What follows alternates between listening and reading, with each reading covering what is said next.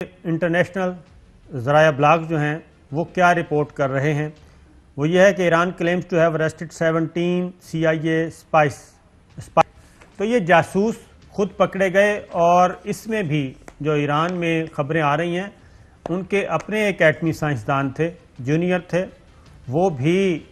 پچھلے دنوں CIA کی جاسوسی کرتے ہوئے ان کو گرفتار کیا گیا تھا، کچھ کو سزائے موت بھی دی گئی۔ CIA کے لیے؟ جی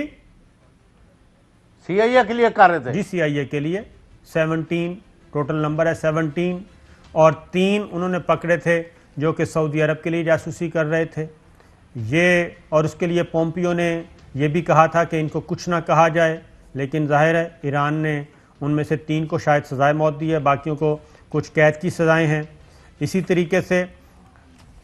اور یہ 17 سپائز والا تو مختلف ذرائع ابلاغ نے شائع کیا ہے، اور ٹوٹل جو ہیں اب تک 290۔ اس کی ریزن ہے کہ ایران کے جوہری پروگرام سے متعلق مسلسل ان کو ٹارگٹ کیا جا رہا ہے، ان کے ریئیکٹرز کو۔ اس کی ریزن یہ ہے کہ جو معاہدہ ہوا تھا امریکہ اور ایران اور امریکہ اور دیگر ممالک کی یورپی یونین بھی اس میں شامل تھی 2015 میں اوباما کے دور میں،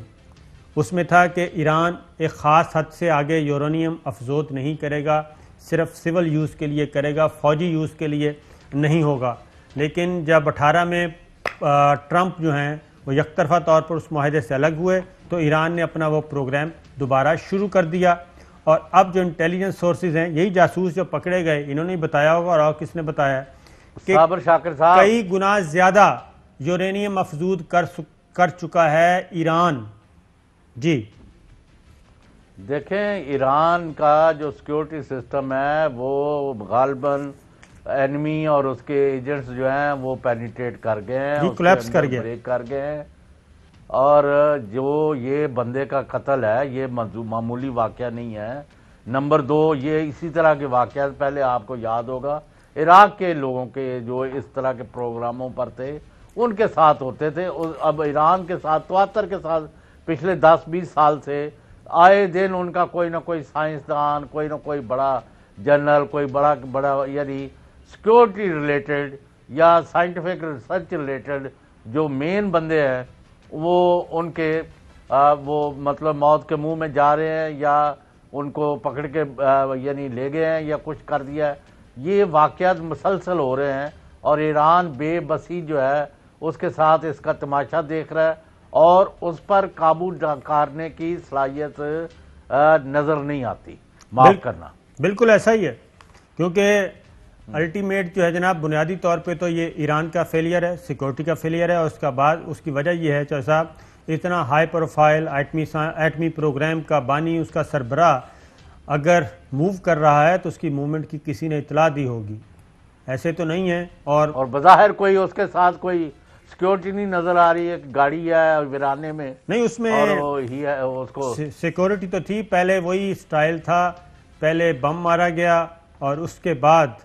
جب بم مارنے کے بعد شاید ان کو نکالا جا رہا تھا یا نکل رہے تھے تب ان پہ فائرنگ کی گئی، یعنی کہ وہ پورا پلان کر کے آئے تھے، اور اسی لیے ایران نے اس کو ریاستی دہشت گردی کہا ہے، اور وہ سارے کا سارا بلیم اسرائیل پہ عائد کر رہا ہے کہ جناب اسرائیل اور اس کے پیچھے چھپے ہوئے اس کے جو ہیں طاقتور عناصر، جس کو وہ کہتا ہے امریکہ کا نام لیا انہوں نے، یہ آفیشل سٹیٹمنٹ ان کا آیا ہے۔ اور جواد ظریف صاحب نے، وزیر خارجہ ہیں، صدر روحانی نے اور ان کے روحانی پیشوا خامنائی نے، انہوں نے بھی جو کیا ہے جناب ٹویٹ، اور اس میں سٹیٹمنٹ جاری کیے ہیں کہ جناب ہم مناسب وقت پہ اس کا انتقام لیں گے۔ آگے جو صاحب آپ نے کہا تھا نائجر کانفرنس، اس میں جو پاکستان کو بہت بڑی کامیابی ملی، اور بالآخر OIC جو ہے اس نے مسئلہ کشمیر نہ صرف اٹھایا بلکہ اس کے حق میں قرارداد پاس کی، اور انڈیا کا 5 اگست 2019 کا اقدام 370 اور 35A آرٹیکل ان کے خاتمے کا جو اقدام تھا اس کو مسترد کر دیا ہے OIC نے، اور سعودی وزیر خارجہ کی تقریر میں بھی مسئلہ کشمیر کے حل پر زور دیا گیا۔ ترکی کے وزیر خارجہ نے بھرپور طریقے سے آواز اٹھائی اور اس کے بعد ریزولوشن بھی پاس ہوئی، تو وہ بھی جو ایک افواہیں تھیں، اور انڈیا میں اس وقت صف ماتم ہے اس اہم کامیابی پہ۔ صابر شاکر صاحب، میں وہی کہہ رہا تھا، آپ کہہ رہے کہ فوکس نہیں ہے، کہ جو شاہ محمود قریشی صاحب نے جمعرات کو آپ کو کہا شو میں کہ ہم یہ کریں گے اور ہمیں توقع ہے کہ اس کے ریزلٹ ملے، تو بعین ہی پاکستان اور پاکستان کے وزیر خارجہ نے وہاں وہ ریزلٹس حاصل کی ہے، جو کہ بڑی کامیابی ہے، کیونکہ یہاں تو ایسے ڈگڈگی بجانے والے لگے رہتے ہیں، جی وہ یہ سودا کر دیا، پاکستان تنہا ہو گیا، فلاں ہو گیا، ڈمکان ہو گیا، تو دس ہیز آل بین نلیفائڈ۔